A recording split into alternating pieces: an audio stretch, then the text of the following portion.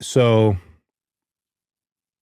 I had, in recent years, I've come into more success than I've ever had before and more money than I've ever had before. Mm-hmm. And those tend to, I'm learning, sap my drive. Mm-hmm. And so I think that I have, I'm right now living, this year has been kind of like a lot of me just writing. I've been sort of writing 3 different things basically. Yeah. But I find myself less, I'm not as hungry as I was 20 years ago, this sort of getting older. I'm working slower. I'm sort of working less. And so I'm trying to get back into this place where I'm trying to write like I'm 27 again. You know what I mean? What does that look like? Wake up early and just really do the work, really focus on it and stop, don't goof off and don't take trips and don't go to parties and sort of don't quit working at 2 p.m. I just sort of really focus on actually getting to it and writing again. I think that there's so much of, I think the sort of like, as once, when you're a writer, oftentimes it's like your job as a writer, but then you hit this certain level of success no matter where you are. And it's like all of a sudden it's not just writing anymore. It's meetings and you got to talk to this person and you got to sort of like do managerial stuff and you got to handle this. And so much of the job becomes detached from what got you there in the first place, which is the actual writing and the making of the thing. Yeah. And so I just want to get back to this headspace where it's like the writing comes first. Everything else is secondary after that. And I think that it's been I think that I've just taken my eye off the ball a little bit because like I said, it's success and money sort of sat my drive and I'm trying to get back into it. What if it's impossible to get back to just being a writer? Because it is, sorry. Yeah. I mean, I think that I think that it's also, I need to be gentler with myself because I don't, I am so sort of like goal oriented. It's like, you need to do this. You need to be done with this. You need to be done with this. And I think that it's okay to sort of take stock of the work that I've been doing and say like, there's I'm the only person who's giving myself these deadlines. I'm the only person who's putting these restrictions and pressures on myself. Maybe I need to be a little bit kinder to myself. Yeah. I mean, the thing about what I'm curious about in terms of just like you said, you don't want to stop working at 2 p.m. Is that too early? Do you feel like you need to write all day? No. Okay. I'm like, my best work is like 7 a.m. to 2 p.m. Sure. Yeah. If I could just do that, that's great. The problem is that, like I said, I'm getting older. Yeah. And so like, I'm no longer up at 7 a.m. every morning like I used to be. Sometimes it's like 9. This is supposed to be the opposite, though. Sometimes it's like 9:30. Really? Yeah. You get older, you start waking up. I'm up at like 4:50 for no reason now. No, man. But that's because when I was a kid, I couldn't sleep because I had such anxiety and panic and terror, I think, is sort of like about my life and my career. And so now I'm just kind of, I'm no longer like shooting up. I've only been able to like sleep through the night in my adult life for the past 4 or 5 years. Yeah. Yeah, that was not a... Do you have a bedtime?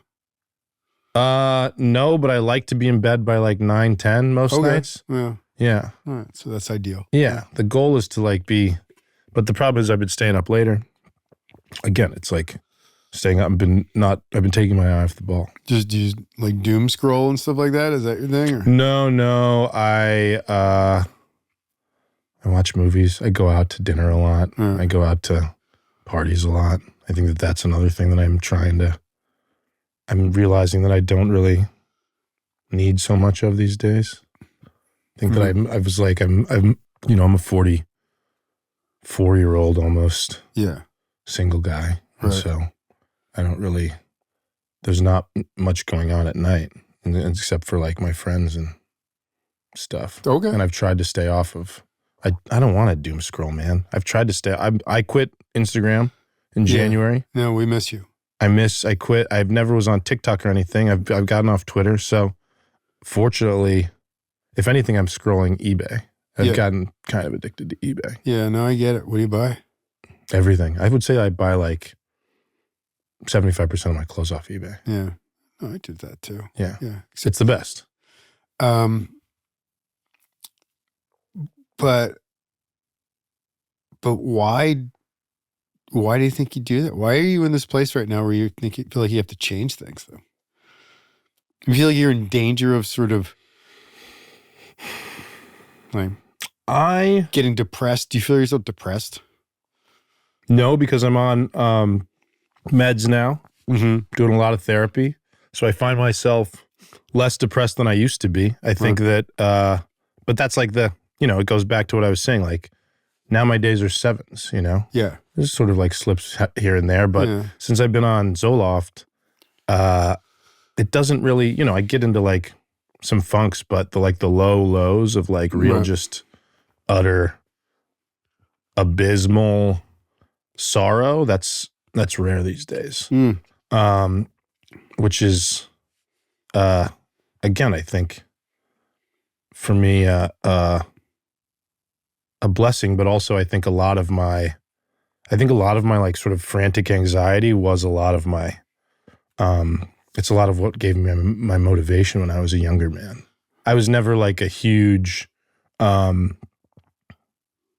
not true. I was like a big boozer. I used to drink so much, and one of the reasons why was because that's how I felt comfortable in social situations. It's really the only way that I felt comfortable. You've never heard that before. Yeah, exactly. And so I think that, but I've talked to people who were like, they thought that, but fortunately I never had a substance attached to my work. But I have friends who are musicians and comedians who are like, drinking is attached to their work. Yeah. Heroin's attached to their work. These kinds of things where it's like, I'm afraid that I'm not going to be able to do my work unless I have this substance. I never felt that. Yeah. I think that's sort of what it was for me. What really I'm worried about, like what made me do my work was that like just anxiety and panic. And like, you're going to be like a huge failure. You're never going to make any money. You're never going to be able to buy a house. You're sort of like never going to accomplish what you want to accomplish. And so I think that panic and fear always used to be like what was a large part of what drove me. And I think that nowadays I've gotten rid of that through therapy and medication, and also just wisdom and sort of like the fact that I was able to accomplish some stuff that I wanted to accomplish in my career. And so I find myself, I don't know, I find the drive is there less. And I think that that is, I think maybe I want to change that because I feel like I've lost something. Maybe I've lost a step, but also maybe what I've gained is the knowledge of a 44-year-old man that like, you don't need to be pushing yourself and hustling all the time. And there's more to life than just these kinds of things, and sort of like career success. Well, you have success. So now you're basically at this cliff saying like, all right, well, what's next sort of situation? Yeah. How can I be a better person? Yeah. That sort of thing. Exactly.